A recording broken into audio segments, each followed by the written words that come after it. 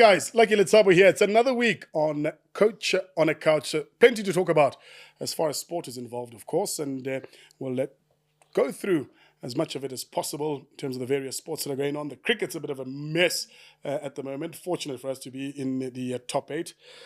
That one-run thing against Nepal, I think, is one where we take it and run. As far as that's concerned, the KZN schools are still playing rugby while the rest of us are on holiday. Government school holidays up here in the north of the country. We've got a new president. Well, president-elect. Well, he's not so new anymore.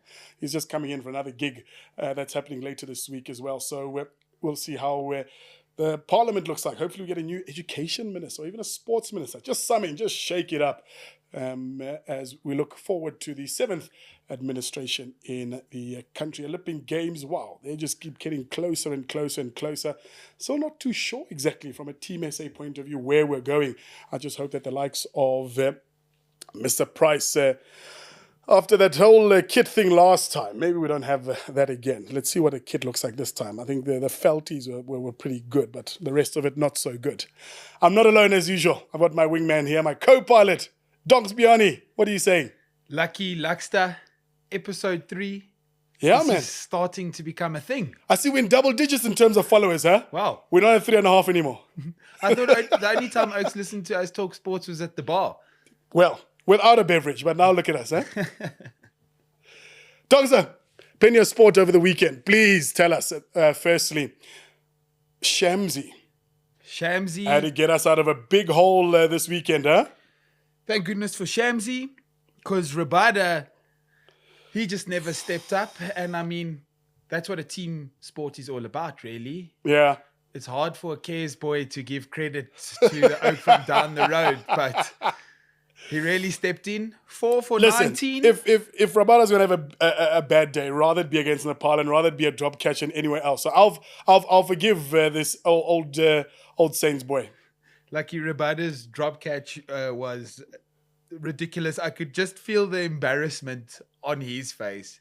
But with that being said, Shamsi 4 for 19. Yeah. Lovely stuff. We won't talk about that last ball, though. We'll take it. We'll take it and it'll run. But yeah, the Proteas, listen, they're making a meal out of every game. Listen, it's adding spectator value. Let's hope we don't leave it that close in the top 8. That's 2 close ones now, because we just got through with Netherlands. Yeah. Which did secure us our next round spot. But, I mean, when you play against Nepal, you think the boys are going to come out, have a little bit of fun, do some tricks, some cool little stunts. No, not the Wasn't case. to be. Yeah. Which is great. Once again, the pitch allows for everybody to play the game. And it's great for viewing. Yeah, it's great for viewing. I've seen Chris Gale do more dancing than I've actually watched cricket across there. But hey, apart from the terrible weather, it looks like it's going well so far. So all the best of the Proteas as they head into the top 8. We'll go through what those fixtures look like as we get to the business end of the season. And then your boys pulled through last week. Huh? Bafana. Did we ever doubt them, Lucky? Hey, listen. I think we you one never step know. closer to qualifying for World Cup. Yeah, a little bit closer there. 3-1 victory. Credit to everybody in Bloemfontein that pulled out. I mean, I can't remember the last time I saw a packed, full-out stadium for Bafana. It's in Bloemfontein. If you remember, Bloemfontein Celtic used to be there, which is one of the biggest supported clubs in the country. And then that went pear-shaped as they were sold off. So to see a packed stadium there on the eve of the 2010 World Cup, and then to see the boys come out there, Hugo Brosh doing his thing, long may it keep going. One thing I like about Hugo, he doesn't care who you are, doesn't get involved in politics, he doesn't which team you play for. He's got a young squad that's there, he's got vigor in there, he's got energy, and they're producing the results so far. The fans definitely loved that. They celebrated like we won the World Cup. It was... Yeah, listen, I don't know if that's indicative of us not winning very often, or is that just listen, let's celebrate while we can win. But we celebrated like, hey, we were. Hey, listen, we South African. Everything's a celebration. We need a reason to celebrate here. So credit to them. Long may that keep going. And then 2 big derbies this weekend in terms of school boy rugby. The Midlands derby, Michael House and Hilton, and then the K Day. down in the eastern province with Kingswood as well as St Andrews, a draw there. So I won't talk to the Michael House Hilton game because I've got something to show you a little bit later about that. But just rugby still being played. And then the youth week start this week. So on the 13 Craven week, the under 16 Grant Como as well. It's just sport going. Well, let's not get too far off of rugby. Yeah. The big one, huh? The Billa. Uh-huh. Home final at Loftus. I'm sure Sister Bettina is going to be played at full blast. Well, it has to now. They tested it out in the semi. They just, a little bit, just to check the crowd. Now it's going to be on full blast. Some amazing plays in that game as well. Box kick being collected by the winger for a last minute try. Well, not last minute, but the last just try to of the secure game to secure it. Yeah. And as I keep saying every week, some animals are more equal than others. God loves Willie LaRue. That guy can do no wrong.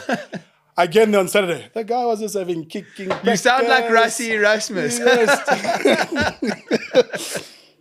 I mean, he was having a field. There was a complete performance by the Bulls, and you check there on social media as well. They're saying the Bulls beat Ireland because that full Leinster team is basically the Irish team, and they were scrumming against a couple of guys that have a double brandy and Coke every other day. So that victory for them was absolutely immense, and then they secure a home final as well. I think that's 3 in a row for South African teams, actually, in terms of the competition. And then we're playing against Glasgow. Glasgow, yeah. So they beat Munster across there. So South African coach v South African coach for the final on Saturday. They'll have to get that pitch ready. We've got the inauguration that's happening at Loftus Versfeld on Wednesday. But yeah, credit to the Bulls. Another South African team in the final. #Murele, we just keep doing the things there, and it just bodes us so well there. I'm eagerly anticipating the Springbok, the match day 23, though, that's going to be announced either today or tomorrow. Anticipating to see there in terms of those guys that will go across there to Wales. I think they're still in camp in Pretoria, so I don't know when they plan to go across there, but we'll see how that goes. So rugby in a really, really good place right now. And even looking further into the Craven week after Mzega gave us some tips last week on who to look out for. So it's going to be a bit bitter there at Monument, but otherwise good. Tell me about that knockout punch you're talking about. Lovely. I couldn't wait for you to ask me this. Boxing. Yeah. What a weekend for boxing. We had Javante Davis coming back. They say coming back. He was just inactive for 111 days. It's not too much. But anyways. So coming back. Came back, beating Martin convincingly. That knockout was... Why didn't the ref stop it soon? He was just making sure he's against the ropes. He's down, but the ref is for the fans. Okay. Then there was another boxing fixture on, which was Rourke Knapp versus Garcia, which was the super welterweight IBO title. I have to tell you, must go watch that fight. Yeah. The SA boy in skills and just being the better boxer, he had it. And then? A puncher's chance. Got knocked out. I wish you guys could see Dino's face off camera. But I wish I could have seen Brian Mitchell's face off of camera. Oh, man. But the Australia, we've got a double downer in Australia a little bit later on that was announced. Very exciting. Still in the martial arts side, mixed martial arts, Yeah. MMA, our national hero, Drickus. 60-60 checkers, Duplessis. That's it. Yeah. Versus Adesanya. Yes. On the 17th. Same day, the Bokke take on Australia. And this is all happening in Australia. So hopefully we can go down there and give them a bit of a hiding. Jeez. Wow. Lots on the go. And with that, lots for me to consider as well in terms of my highlight of the sporting weekend. And in looking at everything that went on, that Midlands derby, the drama towards the end there. Was it a try? Was it not a try? I can tell you one thing, though. Those two Michael House players are going to be eating that bench for the rest of the season, most likely. Let's have a look here. So this is right at the death of the Midlands derby.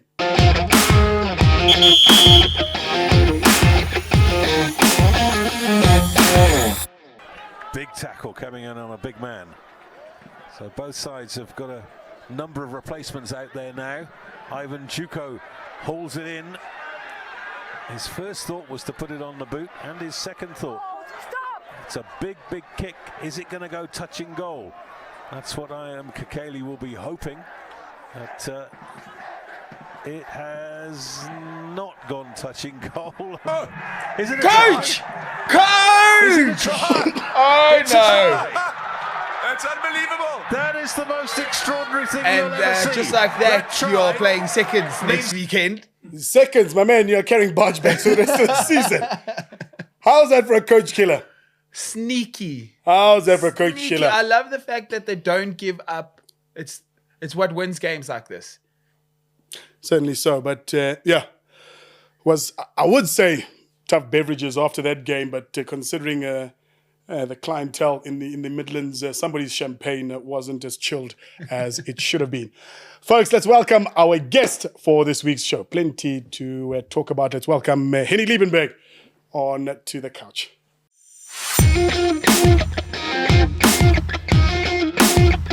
Jeez, tough crowd out there. Hennie!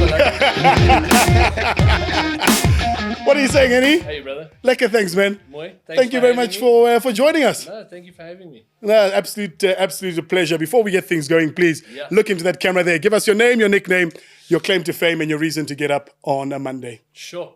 Name, Hennie Liebenberg. Nickname, Coachy Liebs.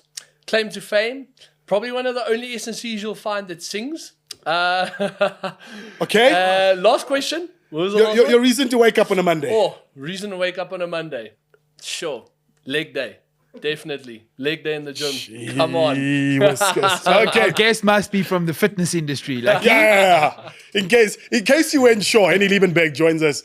He's the director of high performance at King Edward VII School. He's also the SNC for the under 18 Craven Week side, and then owns his own practice as well. So we're going to talk all things fitness today with Hennie. Well, Dino, remind us to get back to that singing thing. We've got to find out a little bit more about that, please. So, Hennie, we were talking off mic back when Dino and I were in school. Yes, it wasn't so long ago. We're talking 15 years ago. Yeah. SNC didn't exist. Yeah. High performance didn't exist to the nature that it's at now. Where do you come from? How do you get into that? What did you study? And if you don't mind just putting the mic slightly closer to you. There you go. Sure. Magic. So background, I was actually registered to become an electrical engineer. Okay. And about 3 weeks before varsity started, shifted my degree.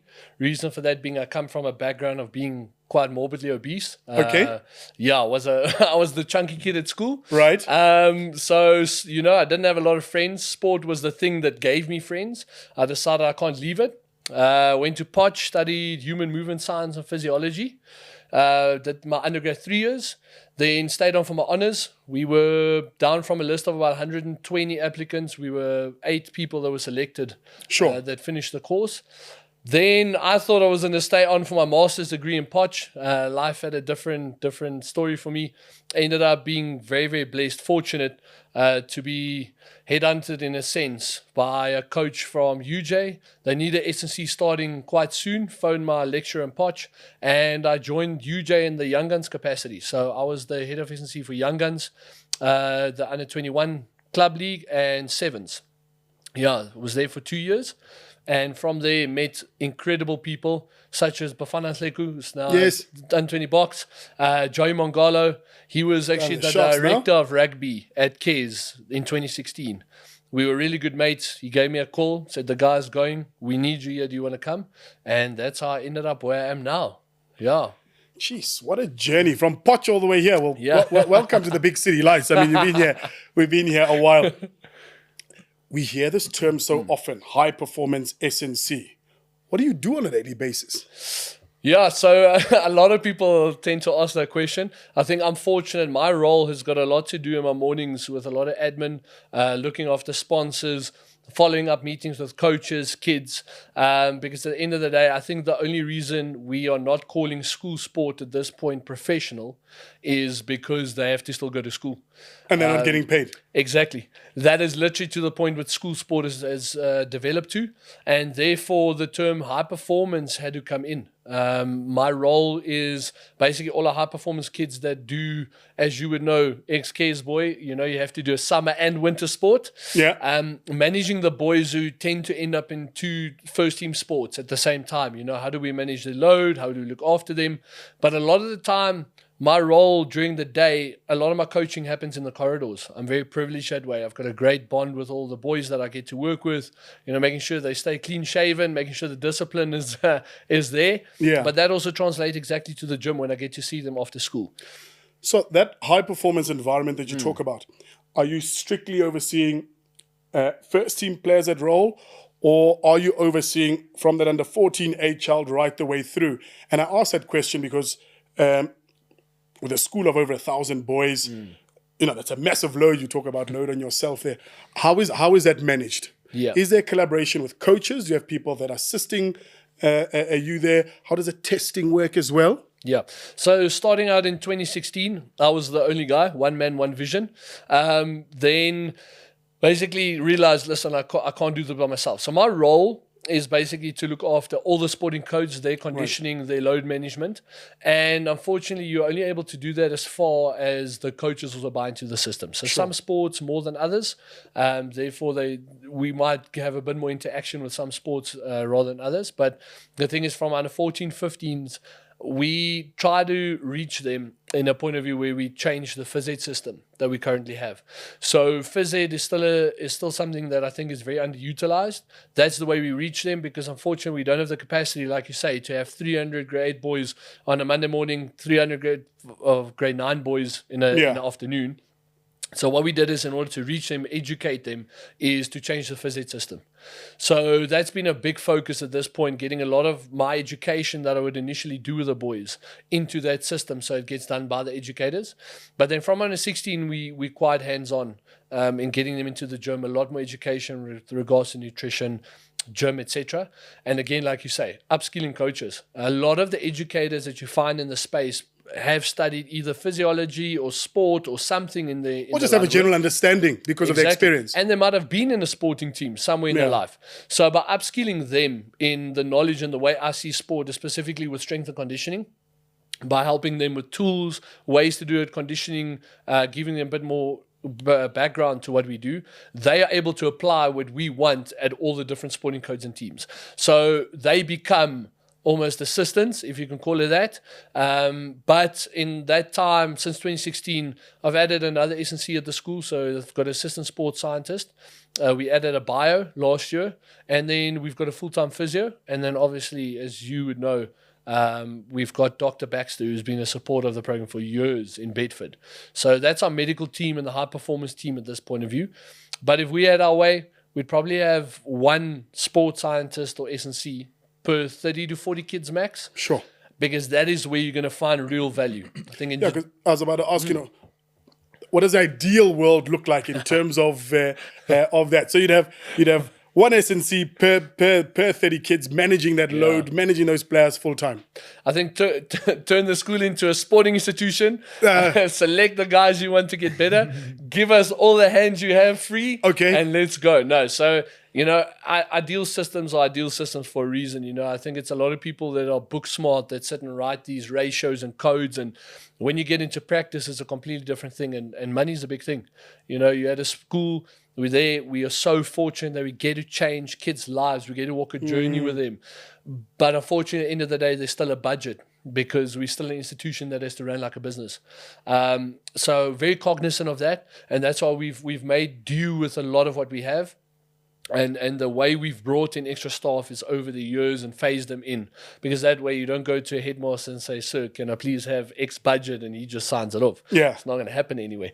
Got to prove that, hey, we've done the work. Yeah. So, at the end of the day, Lucky, I think a very important thing is in your schools, your first team, second team, so your squad of your first team players, and then you're in the 16s in whatever sport you do, is majority of the time the guys that need a lot of the attention, and that's where you really grow them.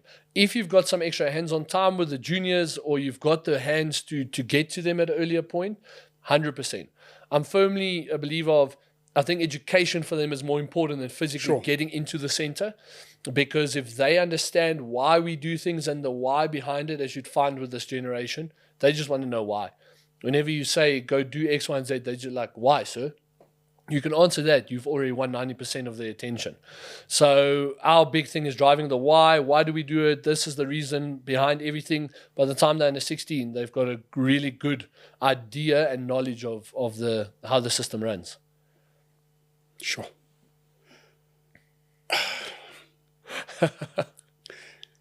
On a Saturday, at a rugby game, at any fixture, player goes down.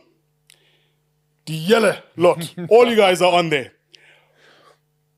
Who's looking out for what? Who's doing what? Are you all just bringing ice on? Are you all just getting messages from the head coach in terms of get this player up and going?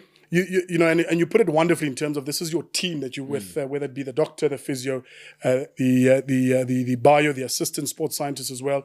So, how do your roles differ? And at the end of the day, if that player is going down during the fixture, who's making the final decision of does this player continue, does this player not? It's a great question. So firstly, give a bit of context. I'm very involved in rugby. Rugby is my passion. It's one of the only sports, if you look at the conditioning principles, that rugby is one of the only sports in the world. Conditioning principles remain the same. Basketball, hockey, football, a lot of people would differ with me, but I believe a lot of the movements and the patterns and the way they move, it's almost identical. Right. Rugby is the only sport that requires all those things, and you got to stop 100 kilograms running at you for 80 minutes. So that's why I've got such a passion for it. It's such an interesting sport, and that's my passion involved into being involved with the first team rugby on a weekend and doing touchline running for them as well. With regards to the system and how we determine things, that I think over the years, I've been very fortunate to spend so much time with the doctor and physio I work with. We've got such a good relationship. They're actually my medical team for Craven Week as well. Okay. You know, managed to wangle it in there. But hey, if it's not broke, don't fix it, man. It's the people I trust. We've developed such a good relationship and understanding. So we don't have to worry about what happens when. We know exactly how the routine is going to go. But typically you'll find me on the one touchline, the physio on the other touchline, and our doctor on the bench. Doc Baxter, legend of Kes. He'd love to still be on the touchline, but as much as he's active, he's got so many other duties that he's just on the weekend. Oh, I thought you were going to say the knees are going. No. Best believe Doc Baxter hears me calling him old. It's done. Okay. No, he's young in spirit, but a great wealth of knowledge to us. So he's on the bench. It depends what happens. So obviously, the reason we roam is to be a lot closer to if an injury takes place. As soon as a player goes down, whoever's closest, either the physio on his side or me, we react immediately to the player. From there, we determine what's going on. If it's a rolled ankle or, it seems like a ligament injury, what I'll do is I'll do the initial assessment. Again, I've been very fortunate to work with this team where I've developed the skill to really know, or in a sense have a good idea of what's going on, even though it's not my field of expertise. Then from there, communications goes out to, because Doc and Bren are with me on comms. So it goes immediately, I listen, this is what I think, either strap it up, listen, I don't think it's great, Docky, come on the field, or we're going to get him off to you. Stitches, for instance, one of our players went down, physio got to him, eye bank open, gash against Affies.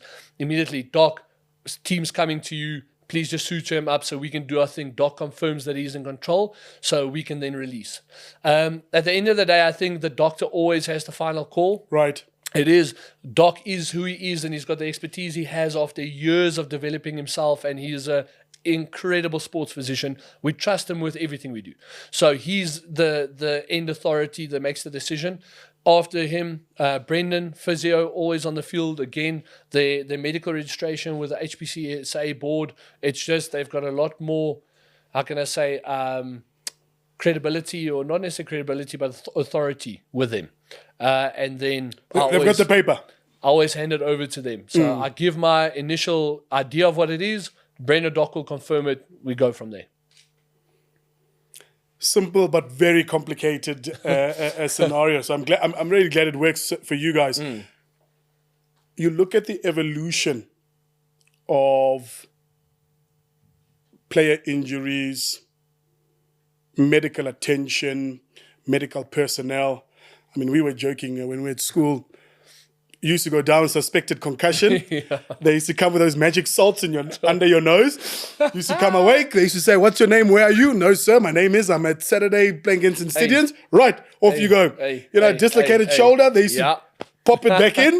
There was no consent. Wiggle around, and then off we go. And I mean, you fast forward this year, and you realize, one, how, for lack of another word, how silly that whole operation was, or how ill-informed we were back then, to how serious things are now, and the precautions that are put there. Talk about precaution. We've got the medical staff. We've got people that are looking after us. We've got a huge preseason that happens. We've got people managing loads. That said, however, from where I'm sitting, we're seeing more injuries, more players down, more concussions. Why is that? And again, Lucky, I think the sport has developed so professional that the demands are so high, and if your system doesn't speak to the demands or aid what the demands are, you're always going to have shortfalls. It's fine in any system. I mean, if you're going to try to become you loan a mate cash here and there, but you try and become a finance house, you don't have the financial backing, there's going to be shortfalls. There's going to be problems. Same as in any system. At the end of the day, if a system requires you to be this professional, but you're only getting to this level, it becomes very difficult because the tools you have don't speak to the demands. And then where there's a shortfall in demands, you're always going to be left lacking. Very fortunate in our system. We've worked so hard to get input from the players, coaches, medical history. We've dialed it down to a point now where we've placed such an emphasis on education again. I think my philosophy to conditioning to a lot of people out there is completely different, which I'll stand by it. It's worked for us so far. I've been in the system for 8 years, and since 2017, my first year at Kes, really implementing in a cycle going through, by 2019, our serious injury rate decreased by 75 to 80%. Now I'm talking ACLs, dislocated shoulders, and also chronic stuff like hamstrings and quad tears and groin which strains. Are recurring. And recurring injuries that you could blame because of a certain system it's diminished so much that we aren't seeing it. The injuries we're getting now is purely because we play it, and for, again, lack of better words, it's a barbaric sport. We are playing a sport that is literally meant to tear your body apart, but it's not happening week in, week out. And remember, these kids are also growing. So you've got some kids coming in at grade 11 who haven't finished their growth spurt yet. Here they are taking oaks, bones are brittle because they're still busy growing, but yet they're not getting injured every week. So I think when you see a lot of recurring injuries and more concussions and so on, it comes down to there's a responsibility on us to educate better. And if the education wasn't necessarily paired up with the tools, there is going to be a lack or more injury or more risk that'll follow it, because we are requiring this demand, but we're only supplying this amount of expertise, if I can put it that way. So at the end of the day, you will see the systems that flourish. I mean, let's talk about Grey Bloom. I mean, those oaks are who they are because the amount of effort and tools and systems and finances they've backed into who are we, what is our identity, and what do we want to achieve. Now that we know where we want to go, we need to make sure we've got the people and the structure to get us there. And they have done exceptionally well. I can tell you now, they've got almost an S&C per sport with assistants. So they're leading the way in terms of school sport and where they're going. Yeah. So at least now, Donks, you know why I didn't make first team at Kes. Hennie wasn't there. The program wasn't put together. They put those smoke salts underneath your nose, so you ran backwards instead of forwards.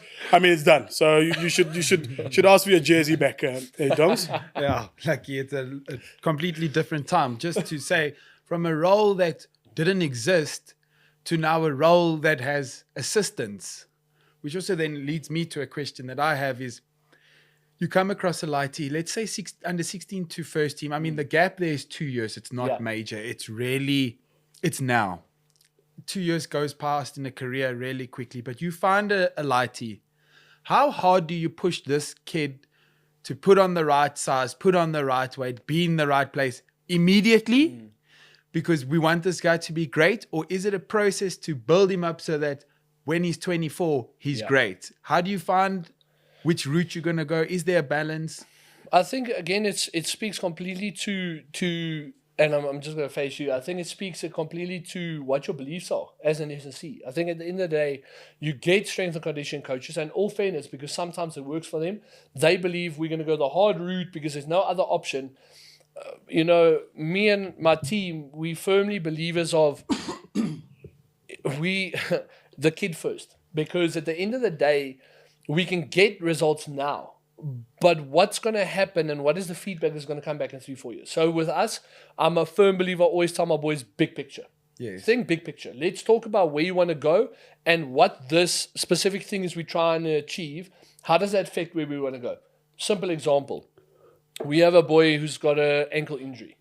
He literally is sitting with the idea of small little fracture in his ankle. Does he play Academy Week now as a 17-year-old and risk it? Sure. Or do we rest him? We literally pulled him last week out of Academy Week and got him to sit down and say, listen, champion, you are only 17 years old. Yes. You've already had interest from other unions and they want to offer you 3-year contracts. So if you rest this ankle injury, you play your last 3 fixtures for Kes, which is always, it's incredible. I mean, we've got the Jeppy Derby coming up at home in term 3, Maritzburg at home. So it's big games. It's moments in his life that he can't get back. Yes. If we think about that, then next year, a whole nother season for first team. He plays Craven Week next year. He goes into a full 10-year contract or professional career as a rugby player. Versus, let's take that back. These boys must really back you if they're going to take that kind of advice. I mean, lucky at 17 years old, I don't even think the maths teacher could tell me anything. Now we're getting told only at 17, huh? But it's like you're saying, what's the point of then becoming a pro, but you've got a dodgy hamstring and a sore knee? Look, and at certain points, and I can be very honest about it, we've had the athletes that have come from nowhere, that's come through our gates, and they've got no family, no financial backing, they've got nowhere to go, and we have had to push their bodies, because if we didn't, a professional contract wouldn't have come across their table. Yeah. So it's a very fine line to tread. Can they afford it, can they not? But again, for this boy, is getting him to understand that if you play now, you fracture the ankle, your operate is never the same again. And you risk your chances of then having a professional career. And you are right. At the end of the day, my job as an S&C, and I'm also a firm believer in this, is I am good at what I do in the sense of getting kids the results they need to physically. Yes. The thing is, how do you develop that child emotionally? Yeah. And are you making them a better human? I've been very fortunate to work with boys only in my whole career. And our role and our mantra always as a team, now I'm talking coaches, medical, everyone, is, are we creating better men? And that is a question you need to be able to answer yourself, because this child's sitting for you in front of you. He wants to play. He's saying, you coach, strap me, I'm playing, I want to go Academy Week as a 17-year-old. And exactly, because of him knowing that he can trust us when we said, there'll be more opportunities. Yes. He was happy to say, sir, put me in a moon boot. Let me heal this for the last 3 fixtures. I back you guys because you've seen the picture before. And that only comes because of late nights of tears of being away from his parents, being his first supporter on a Saturday when he needs something, being there when they need tuck shop money, when they're just hungry. Yeah. And that relationship that we've built is the reason that they get to trust us. And that is our calling at the end of the day. Get that relationship right, the rest will follow itself. Yeah. Sure. Lots of relationship speaking. I'm happy to hear you speak about that, because as much as schools do their best to emulate professional settings, you still remember you're dealing with young kids here. Yeah. We're still dealing with young growing people who are emotional, who are erratic, and we need to be the adults there. So I'm really glad to hear you say that. Preseason, in season. Yeah. And you can be sports specific if you want. What is your intended outcome in terms of getting somebody out of preseason? So you look at this person, you say, this person had a successful preseason versus in season. What are the differences thereof? So I think a major component that we need to start with that you're missing there is off season. Okay. Very important. Has to happen. Off-season, preseason, in-season. So That the how it goes. easiest is I'm going to speak about rugby because Right. a lot of people can relate to it. Sure. But a typical off-season will start October because after their rugby finishes August, they get 2 months off. Get away from us. Don't see us. I'll give you a general gym program if you want. But if you want to go pump arms for the next 2 months, go do it. I want you to see as little of me as possible because October, when we see each other, testing will happen. Coming back to the testing question you had earlier. We'll have a full testing session. So from body fat to weight to height. Okay. Strength testing, endurance testing. Then, So can you just talk us through what does that look okay. like? So our protocol, I've minimized it to so little. To at the end of the day, you can ask me about all the testing protocols. I can keep you here for 3 hours. The point is, what is it telling us, and what am I getting from it? Okay. So for us as a first team rugby and as me as a S&C, all I want to know is body fat. It's something that you can. It's very controllable. It's a very good thing just to keep an eye on. And every position has norms for what we want to do. Right. You get your odd oak, and I mean, we can talk about a Frans Malherbe, who is the modern prop, has a six-pack. This guy is just a machine. And he is World Cup winner, but that's what I'm saying. What is his primary job? And if he's so good at his primary job, then some of the the measurements that we take, the broader testing measures, and some of the boxes he needs to tick, we don't need to tick them because the oak is just a tank. 100%. So we go body fat, we go height, weight. It's also just a good tool for us to see how the kid has grown over the years in the system. Then we go between a 1 to 3 rep max bench. Okay. My junior boys 3 rep max, senior boys 1 rep. They are a lot better at the technique, also less fatigue. So they're a lot better in the sense of they know what they want to hit, what the outcome is. Max pull-ups test, so upper body endurance for strength. Right. And then we'll go something like either a broad or vertical jump. Gives me low body power. I don't need fancy tools for it. And then there's so many aerobic tools out there. The thing for me is the Bronco test, but not necessarily as everyone else uses it. For me, there's a very specific reason. And I'll speak to that when we get to preseason. But Bronco test, 1.2K run with change of direction. It comes in the form of a 20, 40, 60 meter shuttle. Run it 5 times as quick as you can. Again, no fancy equipment, no timing gear. You do your test, gives you a result. That tells me exactly what I want to know. Is the kid in a lean or overweight shape? First test. Does his pushing and pulling strength speak to each other? So is there symmetry in his upper body? Pushing, pulling. What is his lower body power like? Gone are the days where we test 3 rep max squats and deadlifts, and you can still do it, 100%. For me, they don't do static, strong movements on the field. They do explosive movements, so I want an explosive lower body test. If you have better equipment, you can go for 6-second watt bike test or jump mats, or, again, funding gives you a lot those are more added info. extras. For me, at a school, you can get so much info from these simple tests. From there, that's off-season, big things. Work-ons, if a boy comes from a 16 or 17 and he needs to lose some weight, great time of the season to do it. Even though he does summer sport, there's a great time where we can work on, are we getting him more stable, especially in his joints? Is he someone that has work-ons for that? So the physio will do a full screening, injury history. We see exactly where they're coming from, what happened with them in the last 3 years. According to that, we know where their weaknesses are. Address weakness. So address the weakness and the work-ons, if that is physical or just stability or whatever that is, and, just give them a bit of base to work from. December is the first time they'll see running when they go on holiday. I test them again.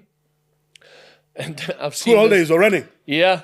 Okay. I've seen this time and time again. Guys spend so much time running from October till December. And the funny thing for me is that kid goes to Jeffreys Bay. Yes. There's nothing that happens. You wasted your whole October making this kid fit. He comes back so unfit. So I scrapped that. I've seen how they operate. You've seen this movie before. Listen, I don't struggle. Yeah. So what we do is we test them again before December holiday. So all the improvements they've made, we're going to see, did they improve, yes or no? According to that, they get a holiday program. Their running is specifically tailored to them. And how I do this is I take the Bronco time, convert the time to meters per second. So I calculate the speed they ran at because we've got the variables. I time that by the seconds that I want them to run and the intensity I want them to run at, and it gives me a distance. So now, no longer is Lucky and your winger running the same distance because we're running a drill. Yes, I hope not, yeah. No, it becomes very individual but still in a very easy, accessible way. They get their distances, they get the volumes they need to go run, and I send them on December to go. My instruction to them is whatever we've achieved in the last 2 months before you went on holiday, I don't want you to come back worse. So even if, because remember, I sent you on holiday with no running, nothing. So you physically cannot come back worse. Even if you do 2 weeks of running or 2 sessions, you'll come back better. So be conscious of what you eat. Again, we educate them so much through the year on what to eat, what's good for you, what not. Have a donut with your chommy, but then make sure you get enough steps in during the day, or you're active enough, playing on the beach or whatever. If you're in the bushveld, just run from things. Or skitting in the club. Make sure you get those There steps you in go. there, Listen, donks. All counts, huh? And again, at the end of the day, they are kids, and you have to remember that. Yeah. They have to enjoy themselves. So we test them again in Jan when they come back. The exact same protocol. And now I check, what does that look like to December? Because the 6 weeks I haven't seen them. What does that look like? Did you improve? Did you do a bit of running? And I don't even mind I don't want you to come back better. Just don't come back worse. So even if you stayed exactly the same, I'm happy, because now I don't have to spend 4 to 6 weeks getting you back to where you were. Yeah, before we can progress. Yeah. So come back in Jan, preseason starts. We have got between 6 and 8 weeks before warm-up games start. And So off-season meant 2 different things then versus what they do now. Like, Off-season was, hey, we'll see you in the season. Literally. No. I don't want to see you. No, so off-season is a big time for us to capitalize on what we don't get to do during the season. So a lot of boys come to me, sir, I want to gain weight. I want to get a bit more lean muscle. And my brother, you missed your opportunity in off-season. That was your time to do it. Yeah. Everything you wanted to achieve from a physical point of view, off-season. Pre-season is too late, because now if you are coming back not on your benchmark, I've only got 8 weeks to get you to a certain point. And now if you're not strong enough, I have to sacrifice your fitness to get strength. If you're not fit enough, I need to sacrifice it the other way around. You get what I'm saying? So it becomes trade-offs what we don't want. I want a product and a kid that I can work with, and now I can just get you to the best you can be. So pre-season is exactly that. You focus on getting them as fit as possible in 8 weeks. And I'll speak to what that typically looks like. But massive aerobic focus for us. So big base building phase, just get volume on their legs. They haven't run. Typically see a kid on a thick rugby field in Jan come back after about 1 kilometer of we call it VO2 runs that they do, holding the lower back, because he hasn't done anything. So the lower back pumps up, the oak is stiff. He's like, sir, I'm in so much pain. And I'm like, China, that shows you how inactive you've been. But really good volume running, big workouts in the gym. Take that base that we build, that little bit of extra size we added, but now get it strong. Because that's also 2 different things people have to remember. Strength, size aren't necessarily the same thing. The same. The way we add hypertrophy to our body with a lot of volume training, time in the gym, pump, looking DAC for VAC, that is completely different to what strength looks like. Size helps us that we can inevitably have more strength, but it's completely different things. So we take what we built. Rugby kid needs a bit more size. From there, we get him strong. So we start our strength period where we go build base strength, eventually into unilateral, so that just speaks to, separate limb strength, so left and right leg and left and right arm and upper body working separately. And then only the last about 2 weeks before we go in season, I really focus on jumping from anaerobic capacity, so that's purely like power stuff. And the reason I spent so little time to it, had a great guy I chatted to. He was the ex-SNC for All Blacks, Scotland. He's been all around Ashley Jones. And he just looked at me and I asked him, I picked his brain. I'm like, Ashley, why don't people spend more time, certain people, on sprinting than running? He's like, brother, either you're quick or you're not. Usain Bolt improved 0.5 seconds on his 100-meter pace in 10 years. Who are you? You're telling me you're gonna get that proppy to be the speed of a winger by the time you come. It's not gonna happen, brother. So what can we do? If I know Hennie can only run 14 kilometers an hour and Lucky can do 16, all I want to achieve is I want to make sure that you are in a position to run at your 16 kilometers an hour the whole game. Even if that's your limit, I want you to be able to run at your limit and sustain your limit for the whole game. That's where my focus lies, not on getting you quicker.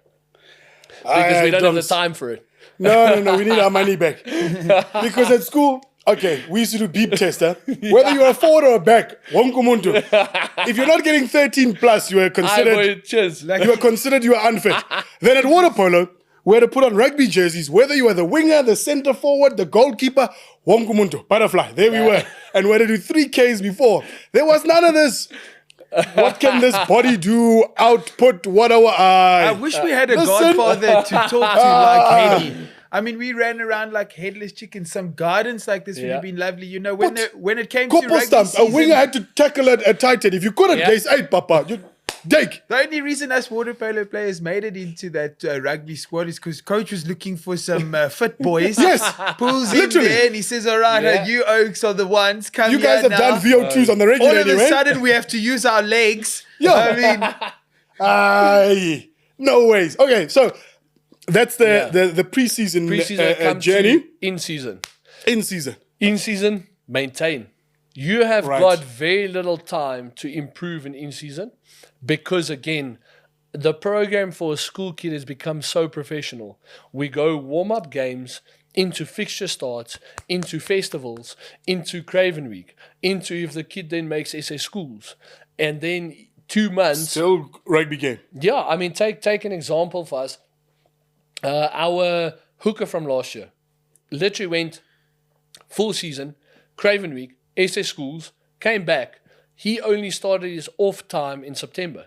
He had 4 weeks off. He started off season again. That is a schoolboy. That is almost less rest than the mandatory 8-week period that they require from professional athletes now. That Saru just had the ruling about. That time he hadn't seen a school social. My boy it's hasn't really seen. tricky being a schoolboy because you want to play all the sports. Yeah. So now you come across a multi-talented lad who's great in the pool, great in on the pitch, and then also a great rugby player. How do you then go to this lad and tell him you've got to start an off season for rugby while you're in season in polo, and then you're getting ready to put your pads on and go face some balls in the nets? Give me 0, coach. Yeah, so I'm saying... Is that where you come in as well, Hennie, to say, guys, load? Yeah, so that's where I come in. So that is also, you have a realistic chat with the kid. You say, listen, champion, what are your sports you're good in? No, so I'm brilliant at cricket and I'm brilliant at rugby. And then you have the odd guy at the Polchum who plays SA schools cricket and SA schools rugby. It can happen. At the end of the day, you have to have coaches that buy into the high performance mentality, because if they don't, you're going to have this great plan. You're going to lay it out in front of the coaches. You're going to say, sir, listen, let's do so many sessions at cricket and so many sessions at rugby. The next thing you see, this coach is bowling that oak in the nets. He picks up a stress fracture in his back. Yeah. So your plan is also only as good as your system. And as good as your buy-in is from the people that you have in the system. So if the people buy in, the coaches are all on board, the kid comes first, his vision is what we want to execute, it can work. And that's why I come in. A lot of the time that becomes difficult. And also, unfortunately, I think we're in a country where we have to be realistic about things. At this point, a lot of the time the discussion comes, we've got an exceptional water polo player, goes SA schools water polo, plays in our first team rugby. You sit the kid down, he's got an offer to go on a scholarship for water polo to varsity and a scholarship for rugby. At the end of the day, the kid comes to you and says, sir, I want to play rugby. But why? Both are going to give you a full varsity degree. No, sir, because I possibly want to go professional. The professionals, I can look after my family. That's literally the discussions we're having with 17-year-olds. We have a boy now in our first team. He went from nothing to first team to, he might not be a professional rugby player one day, but rugby's going to pay for his varsity. Yeah. And he literally came to us and said, sir, I want to go to varsity because that degree that I'm going to pass is going to be the difference how I pay for my parents or not to look after him. It's a 17-year-old coming to you and say, I need you to help me, and I'm going to come to rugby because that's a sport they're going to do it because there's more bursaries for that, and I need you to help me provide for my family one day. Well, I think we've got a new nickname for Hennie now. Yeah, life coach. Hennie the Godfather. Yeah, he's a provider and all. But I mean, we play such a massive role in learners' lives, and I think sometimes we underestimate that because it's a day-to-day. Yeah. Particularly in a schooling environment, particularly for someone like you that holds a multitude of roles. But it's good to see that some of those players that want to appreciate that and too want to work with you, because sometimes you meet quite a bit of opposition, whether it be from a parent, one coach that doesn't agree with the other. they're all factors there. So it's nice to see once again those working relationships and the fact that those players, see the importance of somebody like yourself. We're getting towards the end of our show, so there's so many questions. I mean, I'm just I have a question. A man with a strong beard like that surely does some fishing. Hey, the odds and end fly fishing. There you You're quite go. Right, yeah, but no, guys, I'm not that Afrikaans boertjie who's gonna go sit next to the dam and just sit there the whole day. Well, you don't have the time to. Got better things to do. No, but just want to add on to Lucky. I think again the only reason I get to do what I do is because of a team that backs me. And again, I speak to the team I work with in the rugby environment. We are so fortunate. We have had teachers come on board as managers. Become the moms of the team. Vital. And these boys need them. I always have such a love. Our first team rugby mom, she's just as big. For Lynn Holland, and I'm sure. Listen, and she's got such a big heart for these kids, and she's the one in the off time at home goes on the system, checks are their marks ready, where are they failing, where can we help them. That gets relayed to the head coach. Marco very well. Again, him and Sheldon as assistants, they do so much work behind the scenes for these kids. And not even rugby related, just for the human element. Life, like you said. And because of what they do and the way that they speak, towards backing our system and us backing their system, I think we're so fortunate that this whole thing works. It's not just a one-person thing. I think I'm only able to do what I do because of the people I'm surrounded with and the people that buy into the vision. I'm fortunate just to have those people in my corner because it doesn't always happen. Like we just said, you don't always have the people that buy in, but the people that do have made it a possibility for me to live on my passion and build a relationship with these kids. Hennie, with the passion story, we can see it shining through. I mean, it must be really difficult to stay passionate about these boys when they change every year. I mean, you're not sticking with especially in the juniors, you don't get the same lads forever.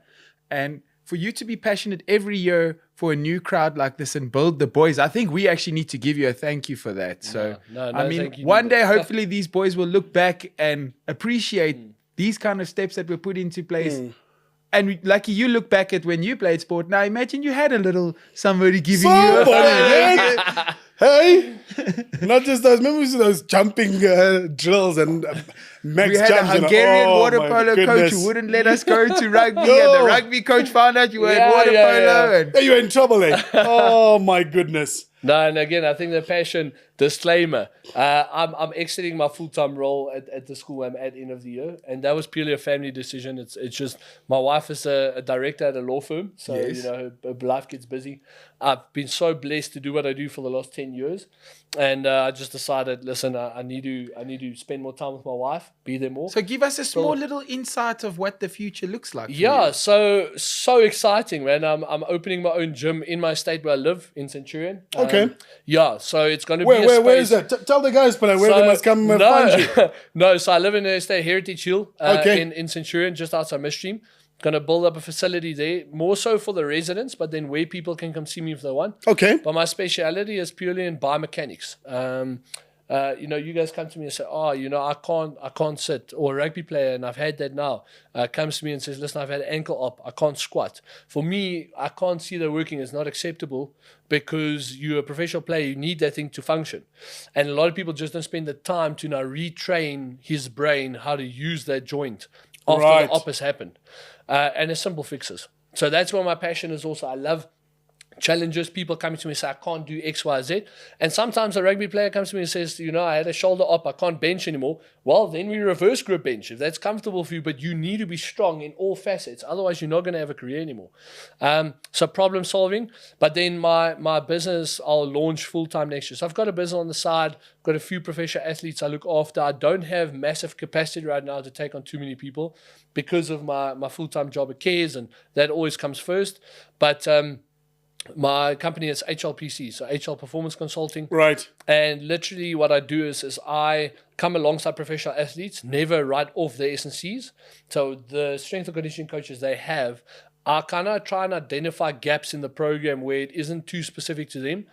And then I add on to assist that. the individual. Yeah, and And top then up their programs. would you still consult to? So again, that's all up in the air right now. I'm grateful. I was in this position already started the year when I made the decision. So I approached the headmaster, gave him a huge heads up, said, listen, sir, I'm going end of the year, giving you a heads up now. I'm not going to leave you high and dry. I want to be part of the process, help find the next Hennie at the school, make sure the system runs perfectly.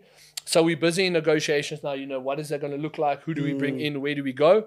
So yeah, that is a big work on right now, finding the right people to come into the system.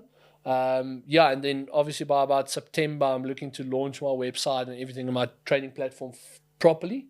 So that's where we are. Exciting times. Yeah, Absolutely magnificent, man. So we really do wish you all the best in your future ventures.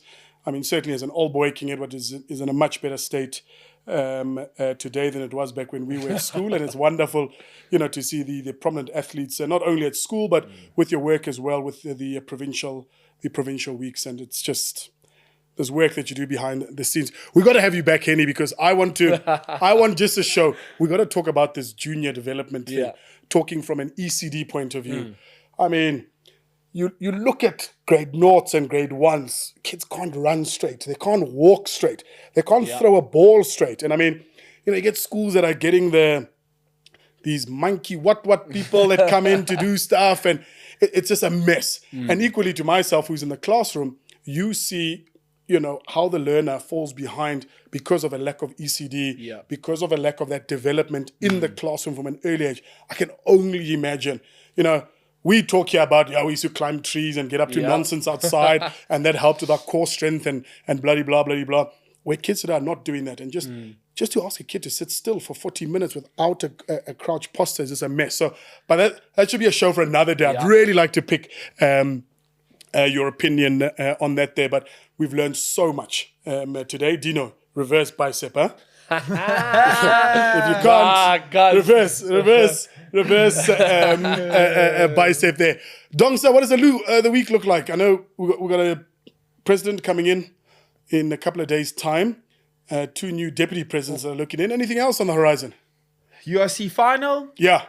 Big one? Massive. Are we going to Loftus, huh? Sister Bettina. I think we might have to go sing Sister Might have to go Bettina Vase with huh? the boys.